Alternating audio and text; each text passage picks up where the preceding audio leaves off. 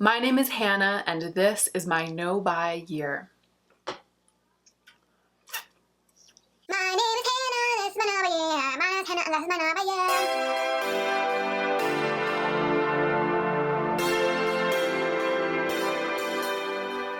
I forgot to put my mole back on.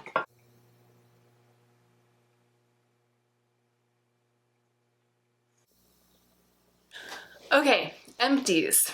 There are a lot. Again, I don't know when it's going to taper off. For those of you who may be new, this is my no-buy year. I'm not buying any new makeup, skincare, clothing, or homewares this year, but I am allowed to replace when I have run completely out of everything in one category. I have been floored by the number of empties that I have every month so far. This is the 5th month of my no-buy and my empties show no signs of stopping. So some of these items were the very last of their kind, the very last item in their category, and I will show you which items those are and what I purchased to replace them. Something interesting happened this month, which is that I replaced 2 of my staple items that had been previously the only thing in their category. So in a sense, they're the second replacement. I didn't purchase both of them during this year, one of them I did, but both of them were the only one in their category, and so they were the only product that I was using until I ran out, and then I replaced it again, which means, sorry, I don't, I'm like, I can't. I've gotten a sense of how long it takes to use up a couple of my staple products, and this is the first month that that has happened. This is something that I have really been looking forward to about my no-buy year. Once I clear the decks and I only have one thing in each category, I have a really good sense of how long it takes to use up that product, and then I can actually decide if it's worth it. I can see how much it costs to use that product per year, essentially, and I can decide once and for all if it's worth it to use my expensive skincare. So that process is beginning. It has begun this month, and I'm excited to share about it with you. Let's go ahead and get in to the meat of the video. As I did last month, I've organized my empties, and just as I did last month, I'm going to start with hair care, move through body, skincare, and then on to makeup. And I have things in every category this month. The shampoo of my dreams, the shampoo of my life, my one and only, Perfection in a bottle, has finally kicked the bucket, and this is what it looks like. I've never heard anyone talk about this on YouTube. If I were to do one of those YouTube didn't make me buy it videos, this would definitely be in there. I discovered it just browsing Sephora last year. It was new. I think I was browsing the new in Sephora category. I read the description and I about died. I was like, where has this been all my life? Finally, somebody out there is developing hair care who understands my special needs. It's called 1995, and it's a 2-in-1 shampoo and texturizer. It's shampoo with clay particles in it. It's pleasant to use. It works well as a shampoo. I often find that innovative or different shampoo products are unsatisfying to use. Like, they don't lather, they don't scrub into the scalp. This lathers up really well, smells pretty good, you work it into the scalp, and it's in your hair and it makes your hair poofy and lathery and lovely. And then you leave it in your hair in the shower for at least 2 minutes. So I'll usually lather it in. And for those of you who don't know, I only wash my hair once every week or 10 days. And I promise a hair video is coming. It's been widely requested. It's on the list. It's high on the list. It's coming. Here's what it does. It deposits clay in your hair.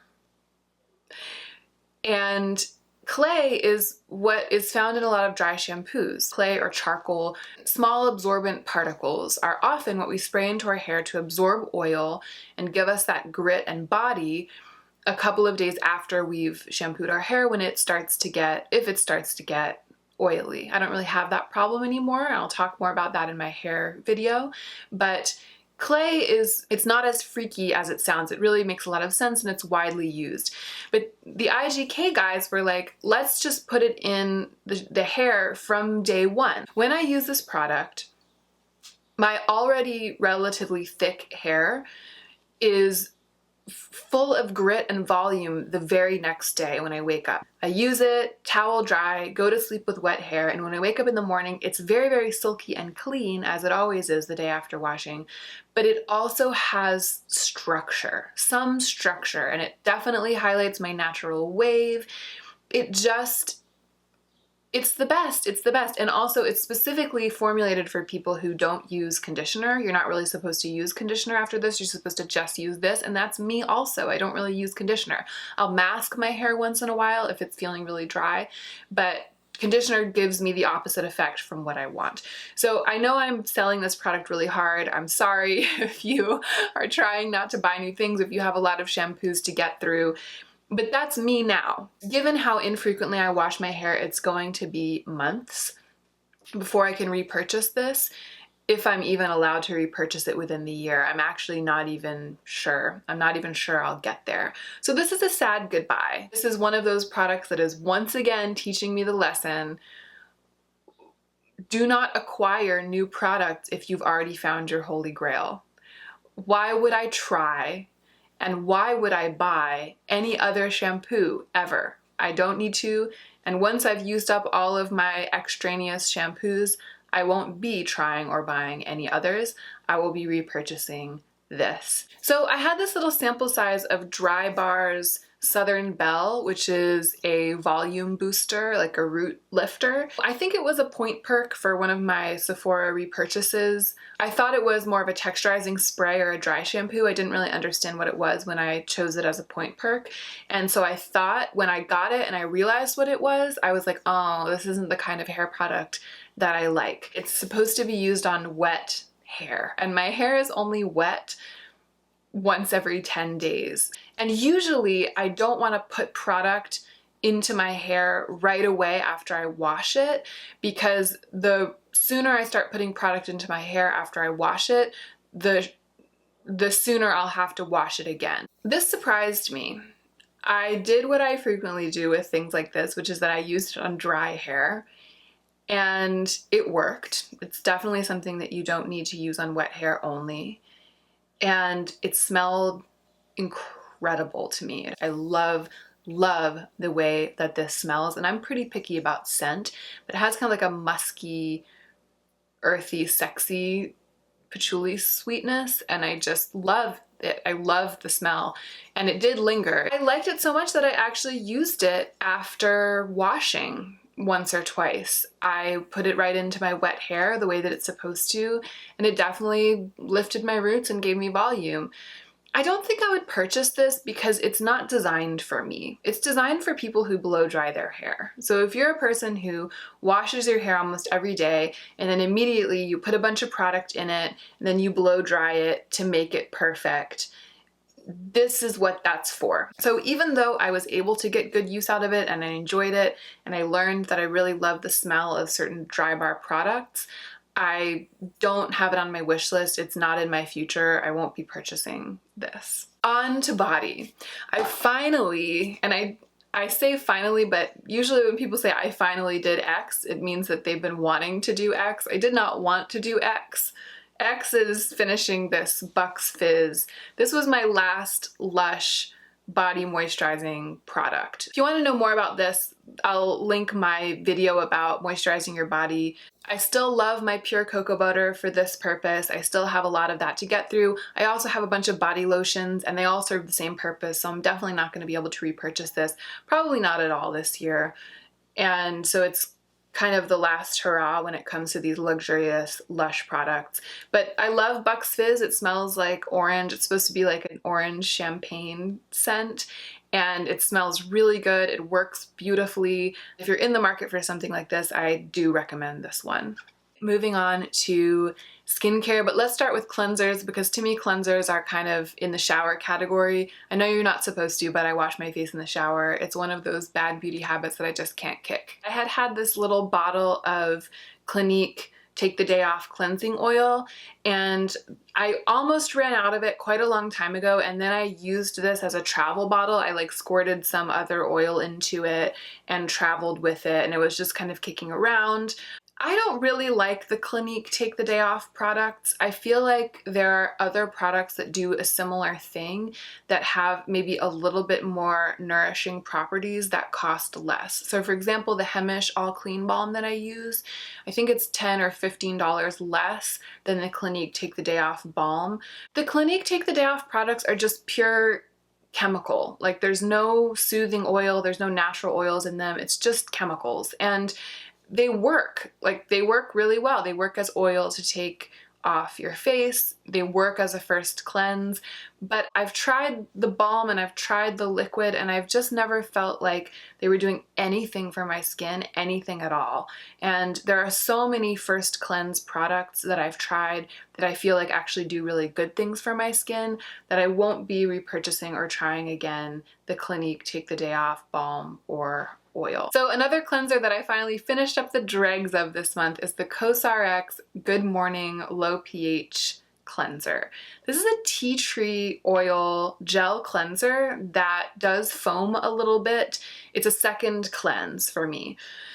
The thing that's great about this, and the reason I bought it, is that it's right in the title, it says it's a low pH cleanser. I think it's mostly relevant to people who feel like they've really disrupted the barrier of their skin, like your skin's just freaking out, can't regulate itself, fluctuates wildly between being dry and oily, or it's dry and oily at the same time. If your skin is really out of whack, then working on making sure that your cleansing routine ends on a pH balanced cleanser is a really good first step in getting your skin back in balance.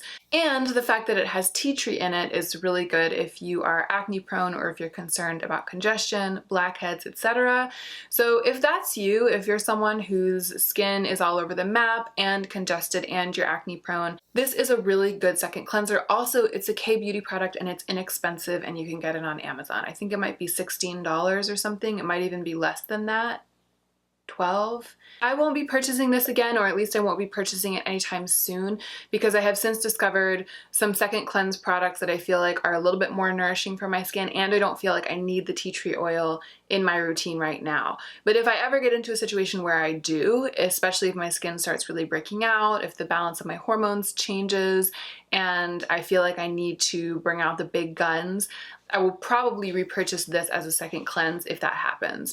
Speaking of second cleanses that I've discovered that I like more, I had this sample pack of the Korres Greek Yogurt Foaming Cleanser. This is one of those rare occasions where I fell in love with a product because of the sample. And this is on my list now for a second cleanse. And I've said this before, but I have a lot of second cleanses kicking around, like as you can tell, right? And I've already shown a lot of empties with second cleansers on this channel, and I have 2 more this month. So I don't know if I'll be purchasing a second cleanse this year. If I were to go and purchase one tomorrow, I would purchase this one. I loved it so much. I loved the smell. I loved how it felt slightly active, but also very, very nourishing. I loved how a little would go a really, really long way. Like I got kind of 4 uses out of this, or maybe 3, because the first time I squeezed out way too much and I was like cleansing all down my body with it because it foamed up into so much rich lather. I've heard Stephanie Nicole talk about this and I was always like, meh, I didn't like the yogurt idea. I was just not into that. I don't want yogurt. But I do want this. I have 2 masks to talk about. One is this. It's been going for a really long time. This is the I'm From Honey mask. I'm From is the name of the brand. So it's the I'm From Honey mask, and it sounds like I'm from honey, which might be what they're trying to do with the name. I don't know. This is another K-beauty product. It's $20. I got it on Amazon, and it's been talked about on YouTube as being kind of an alternative to the pharmacy honey mask that I talked about, I think last time. This is similarly a really gooey, softening, moisturizing mask that has a very, very high percentage of honey in it. And it smells amazing, it feels amazing. It's a good mask. I'm really picky about masking, y'all, and I've gone through a lot of masks. I mask a lot, and this year when all of my masks run out, I'm only going to be able to buy 1 in each category. So I'm only going to be able to buy 1 moisturizing mask. And I don't think it's going to be this one just because of a slight issue with ease of use. And that is that it's very, very runny and drippy. And if it gets into your eyes, it hurts. If you want a honey mask and you don't want to spend a lot of money, this is a great option. But for me, honey mask isn't one of my categories right now. My only category is moisturizing mask. And I don't think that this is going to make the cut this year. The other mask that I used up, I had another deluxe sample size. I didn't know that I even had this, but I found it in my cabinet, of the Lotus Youth Preserved Mask from Fresh. I think this was my second deluxe sample size of this product. I think that I talked about this maybe even in my first Empties video. And I've had a number of deluxe sample sizes in little jars like this from Fresh, and none of them have impressed me. And I keep saying, oh, all of my little sample sizes from Fresh, I'm not that into it. This really impressed me, and I don't know if it's just that my skin is in a different place, or maybe my first little sample size was like off or something. If it was even the same thing, I'm not totally sure. It's very scrubby, but it's also very active. When I started putting it on my skin, I could already feel something happening. I could feel like a burning, but you know, like a pleasant burning. Like I could feel it heating up my skin and eating away at the dead skin on the surface of my face. And so I would like leave it on, and it was really working. And then when I went to wash it off, I would massage it into my skin, and the little granules and seeds provided some physical exfoliation. And that's one of my favorite kind of masks. I like a mask that works with chemical exfoliation, and then when you scrub, it physically exfoliates to really get away everything that the chemical was eating at. Does this make sense? Am I Looney Tunes? I'm Looney Tunes. Anyway, if I was a rich lady and it wasn't my no buy year, I would buy this mask.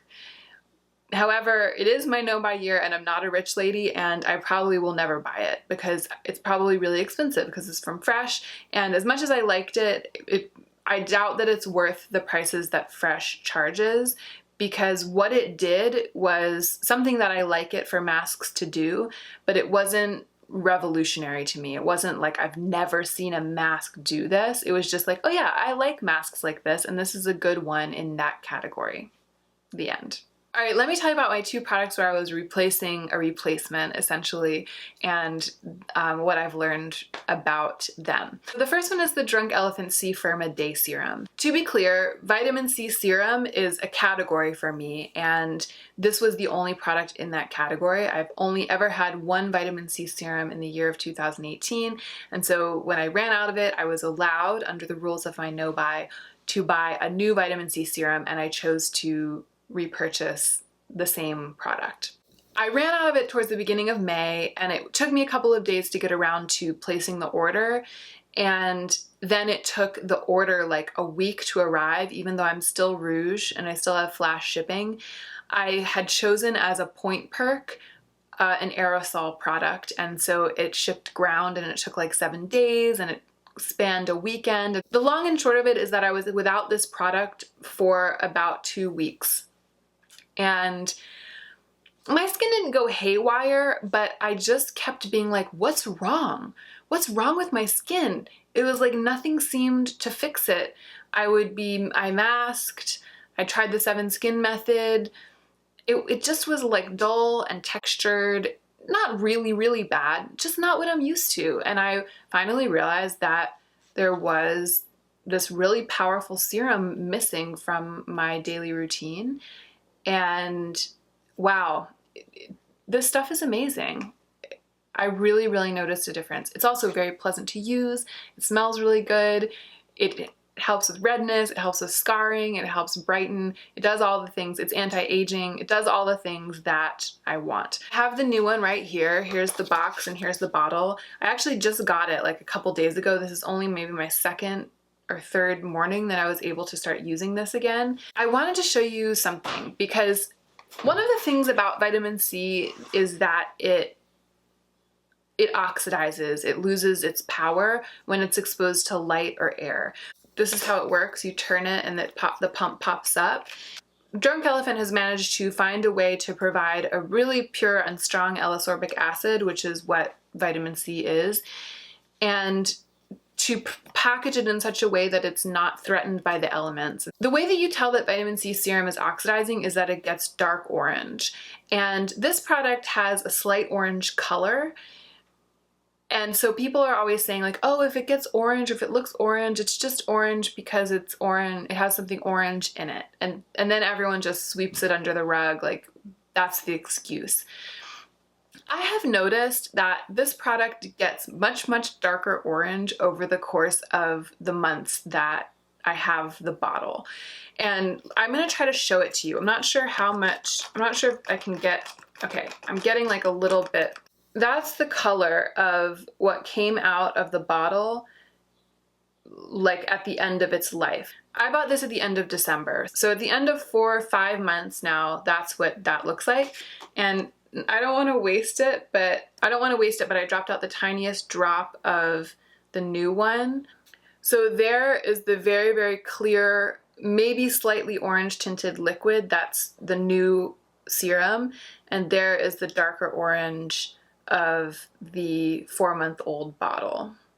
I'm not an expert. I know a lot about skincare because of watching a lot of videos and doing a lot of reading, but I'm not an expert, and I'm not an expert on this line. It might be that different bottles have different tints to them, the same way if you get fresh juice from the same company, if it's really, really good fresh juice, it'll like look a little different one week than it does the next week. It might just be that the first bottle that I had was perfectly fresh and light sealed, but it was a little darker in color, and the second bottle just happens to be a little lighter in color. I'll keep an eye on the second bottle and report back about it, but what I suspect is that in spite of their best efforts, and I do believe that this is pretty much the best effort on the market when it comes to delivering a potent L-ascorbic acid to consumers. In spite of their best efforts, I think that it might still oxidize a little bit over the course of the months that it's used. It's not going to cause me to stop using it. I still think it's amazing, and I still think that the serum continues to impart benefits to my skin even as it gets older, as evidenced by the fact that as soon as I ran out and actually stopped using it, there was a difference in my skin. So obviously the serum, even at the end of its life, was still doing good things for my skin. So I still believe in it. I've just always been a little annoyed that nobody's willing to say, yeah, like they did their best, the packaging is exquisite and very, very carefully designed, but still it's difficult to keep a vitamin C serum from oxidizing, and it may not fully be protecting it from that. There may be one way for a little bit of air or a little bit of light to get in there. I just wanted to say that. The more important and interesting part of this is that this was my only vitamin C serum when I started the year. And so I know exactly how long it took for me to use it up. So I bought it towards the beginning of January, end of December, and I ran out of it towards the beginning of May. So it lasted for January, February, March, and April, and maybe a little bit longer than that. So I would say that this bottle, this product, lasts me 4.5 months. 4.5 months is 18 weeks, and this is $80. So I just did a little quick calculation, and that means that it's $4.50 a week to use this product. So I use it every day, absolutely every day. There are a couple ways for me to think about it. I can think about it as 60 cents a day. I can think about it as 60 cents a day, or 60 cents a squirt, because I only use one squirt every time I use it. That seems like kind of a lot, like a 60-cent squirt of serum. That's hard. But I could also think of it like about $5 a week. So it's like, I think of it like a subscription service. Like, would I pay $5 a week to be allowed to use this product? Like, I'm subscribing to this product for $4.50 a week. And the honest truth is, I spend $4.50 a week every week on things that I care a lot less about than this. So if I was gonna cut $5 a week out of my spending, I would definitely cut like an almond milk latte or tea at the fancy boulangerie or something like that before I would cut this. I'm deciding right now that it's worth it to spend $4.50 a week to continue to have this product in my collection. It feels really good to be able to make that decision with full knowledge of what I am spending.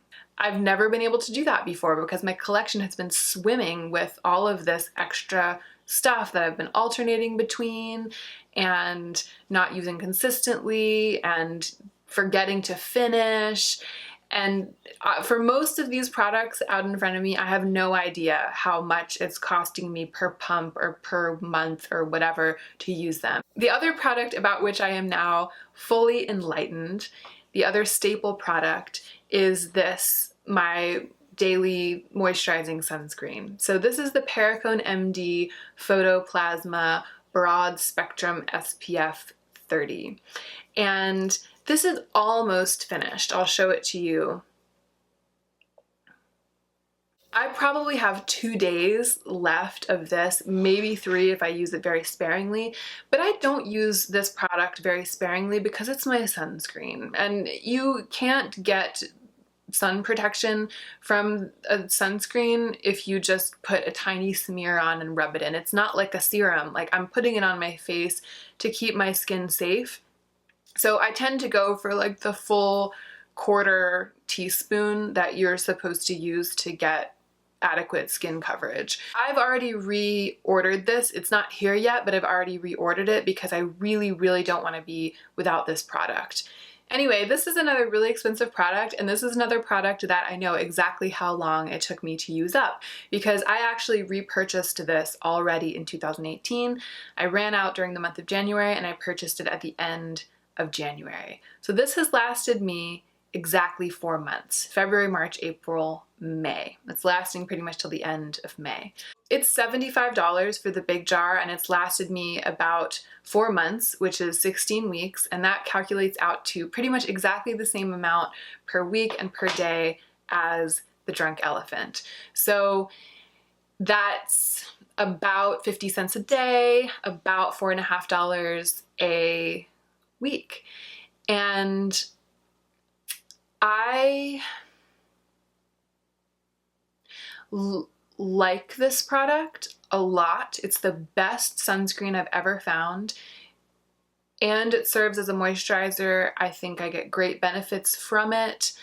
I really appreciate that it's a mineral sunscreen that doesn't leave a white cast on my skin. I love how it feels to use. I really love everything about it.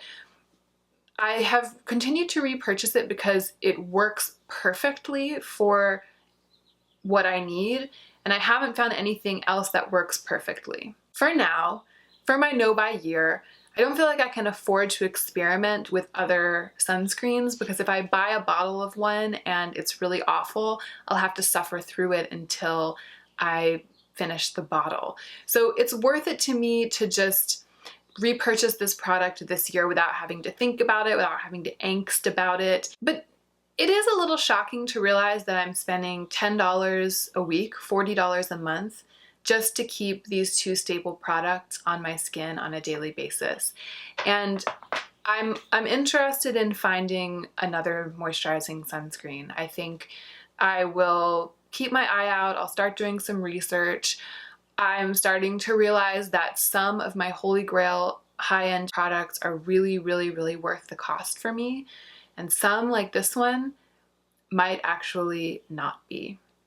I did jar masks, but I forgot to do sheet masks. Sheet masks are the last skincare product empties that I have. I've used up the last of my masks. I took some of them with me to the cabin in the woods, and I used up the last couple after I got back. So one of the last ones was this Dr. Jart clearing solution. If you have acne and you're looking for a mask that will really, really calm down your skin while also not drying it out, this is the one. This is an amazing mask, and I have always had a couple of these in my collection and just saved them for those breakout days. The last one was this. This is the rubber mask hydration lover. This is a cool mask. It comes with an ampule in a little container. So Remember how I was talking about how I like to put on all my skincare and then put a mask on top to seal it in? This mask is kind of like that concept, but in a whole mask. So you take the little ampule out, you smear the goo all over your face, and then you take the mask out, and the mask itself is like a two-part gel, pretty thick gel. You would think that a heavy, thick mask like that would slide off your face, and that was what I was worried about, and that might be why it took me so long to try this mask, because I hate that, but it totally did not. It stuck right on my face like a second skin. It was really cooling. It obviously very much sealed in the ampule underneath, and it was a joy to wear. I wore it for like an hour and I did some work and I really, really loved it. I'm very tempted to replace my sheet mask collection with one or some of these masks. I have 3 categories of mask: exfoliating mask, moisturizing mask, and sheet mask. And sheet mask, that category is now empty. And it seems a little silly to buy one sheet mask to fill that category and then use it and then buy one sheet mask. I mean, if I bought it from Sephora, I wouldn't have to pay shipping, but Sephora would be paying shipping and the world would be paying in shipping because it costs energy to ship a thing. And I just don't want to buy like one $8 sheet mask and have it shipped to me only to use it up one time and then have, like, you see what I'm saying? So I haven't decided fully what to do yet, but I think I'm probably going to make myself like a number of sheet masks that I'm allowed to buy at once in a group. And it will probably be 4, presumably 1 a week or 2 a month or something. But just like with these products, I need to have a little come to Jesus about how many sheet masks I'm comfortable buying and using, because they're not inexpensive. If I bought 4 sheet masks a month and I used 1 a week, which doesn't seem like that much to me because I love sheet masking and I was previously just slapping them on all the time, like at-home facial, little pampering, yeah. Sheet masks are so great. Like, that was me. But now that I don't have them and I'm on my no-buy year and I'm needing to decide how many to repurchase and how many to allow myself to repurchase, $30, $35 a month just to be able to use a sheet mask once a week, is that worth it? Is that a good choice for me? Even if I'm not breaking my no-buy to do it, even if I'm not on the edge of poverty, I haven't decided yet. I would love to know what you guys think. I do really believe in investing in my skin and taking care of my skin. I know that a sheet mask makes me feel really good, not just on the level of my skin, but internally, because I've spent that time. It's a way of taking extra good care of myself so that I can be the most effective version of myself. I believe in spending money on self-love and self-care. So I'm not writing off the possibility of spending the money on those sheet masks on a monthly basis. I just haven't committed yet. I haven't decided yet. I haven't repurchased any sheet masks, and that category is currently empty. That's it for skincare, and we're moving on to makeup. All right, let's start with primers because they're kind of on the border between skincare and makeup. The much talked about Tatcha Silk Canvas, I mean, it was much talked about right when it was new, and then I haven't heard anyone say a word about it for the past month.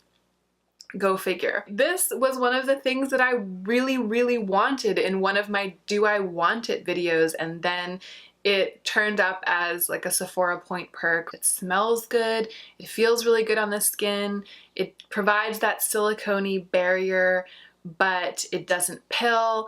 I think it's good for the skin, it has some skincare benefits, and product goes on really nicely on top of it.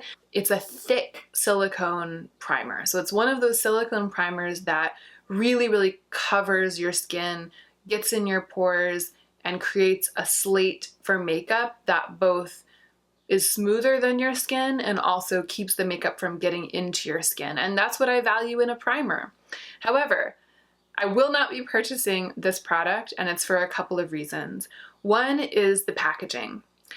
This is a little miniature version of the actual packaging that you get, and I think this is a really gross way to package a primer. This didn't come with that little coin that you scrape the stuff.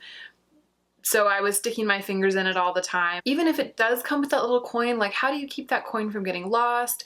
How do you keep it clean? How do you not just get a bunch of gross stuff and gunk and hair and crap into your thing, into your little flat jar? It's so weird, and it's like a big flat thing, and you take the lid off and the whole surface of it is exposed to the air and the elements. Almost every primer under the sun comes in a tube or a pump or something other than a flat open jar.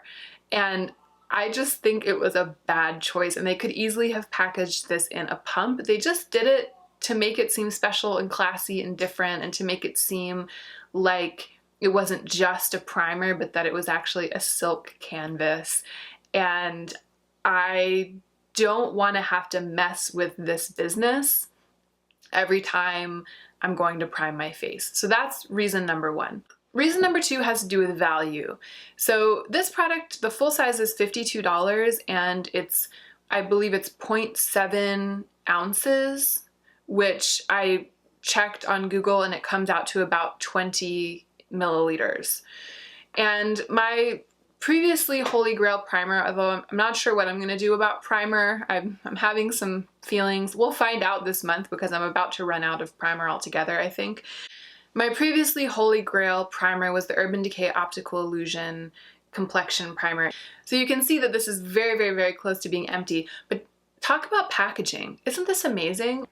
It squeaks every last drop of product out. There's nothing left. Of all the primers I've ever tried, the Tatcha one reminds me the most of the Urban Decay Optical Illusion. So if you've tried this product and you didn't like how thick it was, and you didn't like how it left a layer on your skin, etc., you won't like the Tatcha one because they're really similar. They're really both pastes. The Tatcha one is 20 milliliters, and this one is 28 milliliters. This only costs $32 as compared to the Tatcha's $52. So this is like a little more than half the cost of the Tatcha one, and it has half again as much product in it. So it's just a way, way better value. They're so similar in terms of how they perform that it would be foolish if I decided to repurchase this kind of primer. It would be foolish to purchase the Tatcha one instead of this one. All right, I have a feeling I've been filming for like 100 years, and this empties video is gonna be long like they always are. These little primers. This isn't even a primer, it's a moisturizer. It's by the brand Valmont, which I've never heard of. I think it's one of those really expensive niche luxury brands. It says Valmont Prime 24 hours. So I was like, oh, it's a little sample of a primer. I'm gonna use it as a primer. So I tried to use it as a primer a couple of times. It's just a moisturizer, and I finally looked it up. It's like an exorbitantly expensive, supposedly anti-aging moisturizer, and for some reason they chose to name it Prime. By that time I had pretty much used it up, and it's nothing to me. I had this little deluxe sample size of the Cover FX Mattifying Anti-Acne Primer. This is a great product. If you really suffer from acne and you want a primer that provides that silicone-y barrier. I don't know if it actually has silicone in it, but it definitely has that barrier feeling. Like it really feels like you're keeping your skincare in and keeping your makeup out. And it has salicylic acid in it, so it's a nice way to put some salicylic acid onto your skin all day and kind of have it on there as the last layer of your skincare. It performed beautifully as a primer. It smells horrible. The smell didn't linger, but it was like a vomit smell to me. There was something about this. I would never buy this product solely because of the smell, and I have other primers that work. But if this is the kind of thing you're looking for, if you're looking for an anti-acne primer, I highly recommend at least trying this and learning whether or not you can stand the smell, because it performs beautifully. And lastly, I had a deluxe sample size of the Stellar Brilliant Primer, and it's trash to me. I hated it. I've noticed some interest in this product floating around on YouTube. People are saying they want to buy it. They like the packaging. The packaging of the full size of this is very, very pretty, but a more pedestrian and lackluster primer I could not even imagine. It says it's the Brilliant Primer, and I expected it to be illuminating. I had just gone through that deluxe sample size of the Laura Mercier Radiance Primer, which was incredibly illuminating and radiant, and I loved its butt off. And I was like, oh, another sample size of an illuminating primer. Yeah, I love illuminating primers these days. Girl, no. It's just like a watery, liquidy, lackluster paste with a pale pink color that doesn't do anything to brighten your skin. The pale pink color of this Urban Decay one actually does really refresh my skin and even out some of my redness. Like, it has a beautiful effect on the skin for me. And this looked like it was trying to do the same thing because it's that same color, but no, it just does nothing. And in spite of being very weak and thin, sometimes it would pill. You would think like a thick pasty primer like this would pill, but this doesn't. This works really well for me. And this, ugh, I'm so glad it's done. It was one of those things that I was like forcing myself to get through because I just hated using it. I mean, I didn't hate using it with like a full passion, the way that you can really hate products because they absolutely work against you. It wasn't like that. I just have scorn for it because there are so many good primers on the market, and this is a new brand. They were developing their primer from scratch. They could have done better. Sorry, not sorry. I had another little sample foil pack of the Hourglass Mineral Veil. I've had a number of sample packs of this, and I actually once even purchased like the small travel size of it because I really liked the feeling of it on the skin. It's very, very, very lightweight and thin. In fact, if you're familiar with this product, the lightweightness of it is similar to the Stellar product. Like, they have a similar kind of lightness. This one might even be more light and thin than the Stellar one, and I think that I've decided that I like a thick primer. Like, I like a primer that's really got some body to it. This foil pack was like the nail in the coffin of this product for me. However, I do think that my issue with it is a matter of personal preference. If what I'm describing sounds like what you want, this is like the best of the best. It's a really, really well-performing product.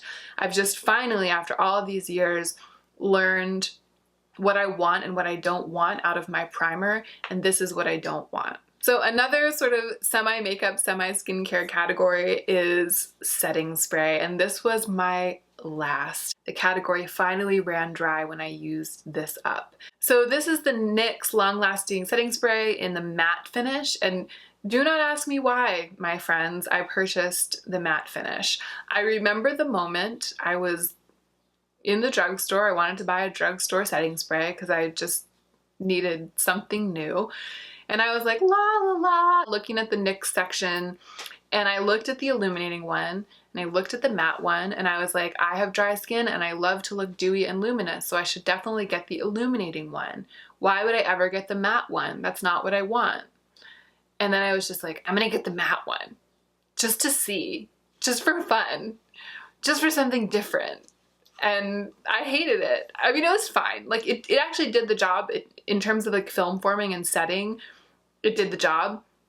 And I can't say don't recommend NYX setting sprays because I do. It was good. The sprayer was good. It was perfectly, absolutely perfectly fine. But every time I reached for it, I was like, ugh, I've just highlighted my skin. I've just done all this work to bring my dry skin back to life. And now I'm gonna set it with the matte setting spray that I bought. Good work. I went full rebellion with the replacement of this product, and I purchased the Cover FX Illuminating Setting Spray in the mini size just to try it out, because if ever a product had mixed reviews, the people who hate this are like, it has glitter in it, you're spraying glitter all over your face. And as you know, I kind of like glitter, and then the people who love it really, really, really love it. So I was like, I probably won't have the objection that most people have to this, and maybe I'll be one of those people who really loves it. So I just got it, and this is the first day that I'm wearing it, and I actually didn't put on any highlighter today because I wanted to see how illuminating this really is. So I'm wearing the Kevyn Aucoin Neo highlighter as a bronzer, and it does have a little bit of very, very, very subtle shimmer in it. So that's just on my cheeks. Obviously you can see where it's bronzed, but all over the rest of my body and my décolletage, I did not, is that how you say it? Décolleté? All over the rest of my body and my clavicle, I only have this. I didn't use any highlighter, and I actually think it's pretty glowy. I mean, I think I'm in love. There's this little sad nubbin. This was a Rimmel London eyeliner in 002 Sparkling Black. And obviously there's still a little bit left of it. I probably will put this back with my eyeliner and like try to get 2 or 3 last uses out of it, but by the time it's done, it's gonna be like crumbling in my hands as I sharpen it, and I'm just gonna wanna throw it away right then. I wanted to show it to you in this empties video while there's still something left to show. The other problem is that I lost the cap that keeps it airtight. I just lost it. So the last couple times I've used this, I've had to sharpen it in order to even be able to use it because the surface of the actual pencil is all dried out. So this is definitely on its last legs, and I'm pretty sad about it because I loved this. This was my favorite black eyeliner. It's not super black because it's very densely packed with silver sparkles, but I loved the experience of using it. It was always creamy, it was always applying beautifully, and it set down and it stayed really nicely throughout the day. I like that effect of like a slightly sparkly black on the waterline. It adds a little bit of a grunge factor. It adds a little bit of glam. Also, it's super cheap because it's from the drugstore.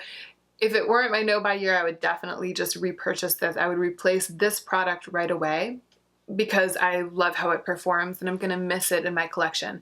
But I do have a number of mediocre black eyeliners that I'm now going to be forced to use up, and that's good for me, and that's why I'm even doing this to begin with. So it's gonna be okay, but RIP Rimmel Sparkling Black Eyeliner. It's finally time for me to admit that this little Hourglass mini is done, and there's a little bit of product clinging to the clay plate. This is the Ambient lighting powder in Ethereal Light, which is the whitest one. I love it, and if I could banish all of my little powders and just replace it with this again, I probably would. I think this might be my favorite. I mean, I don't really use a setting powder. I have really dry skin, and most of all actually of my concealer and foundation products are pretty well self-setting. That's part of why I picked them, because I don't want to have to powder. Powdering often darkens product on my skin, and even a slight darkening of a concealer or a foundation can really mess up my makeup because it no longer will match like my neck and stuff like that, just because I'm so very pale. I depend on product not oxidizing. This one didn't do that. It was very beautiful. I love how it almost kind of brightened my face and diffused the light from it. I thought there was still product because you can still see like a little bit. The last couple times I went to try to use it, it was obvious that absolutely nothing was coming off on the brush. That is it. I feel like I can barely speak anymore because I've been talking about empties for so long. Thank you for watching this whole video, you absolute dreamboat of a person, whoever you are. I really appreciate you spending this time with me, and I hope that you'll remember to take extra good care of yourself so that you can be the most effective version of yourself as you do your work in the world.